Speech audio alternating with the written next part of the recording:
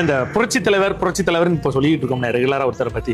எனக்கு தெரிஞ்ச ஒண்ணுதான், இந்த திமுக அரசு ஒரு 13 வருஷத்துக்கு வீட்டுல உட்காரஸ்டா. அது மட்டும் தான் எம்ஜிஆர் பத்தி எனக்கு தெரிஞ்சு. நீங்க அரசியல் வரக்க காரணமா இருந்தவரும் அவர் தான். அவரை பத்தி உங்களுடைய நாட்டிலே இல்லாம ஒரு ஜெயிச்ச ஒரு மாமனிதர் தான் யாருன்னு சொன்னா அது புரட்சி தலைவர் எம்ஜிஆர். படுத்துக்கிட்டே ஜெயிப்பேன் அப்படிங்க, அது அங்க இருந்து வந்ததான் நினைக்கிறேன். ஊர்ல இல்லாமலே ஜெயிச்ச மனிதர் அவரு.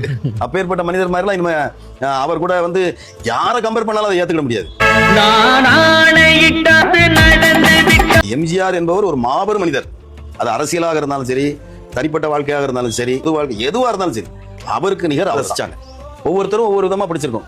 இப்போ வந்து எனக்கு வந்து பாத்தீங்கன்னா எம்ஜிஆர் பிடிச்ச விஷயம் என்னன்னு சொன்னீங்கன்னா, அள்ளி கொடுக்கறது எனக்கு ரொம்ப பிடிக்கும். அள்ளி கொடுக்கறதுன்னா ஒருத்தனோட முகம் குறிப்பறிஞ்சு கொடுப்பாராம். இவன் பசியோட வந்திருக்கானா, இல்லைன்னா பணத்துக்காக வந்திருக்கானா, இல்லைன்னா ஏதாவது உதவிக்காக வந்திருக்கானா அப்படி சொல்லி பார்த்து செய்யக்கூடிய ஒரு மாபெரும் மனிதர்.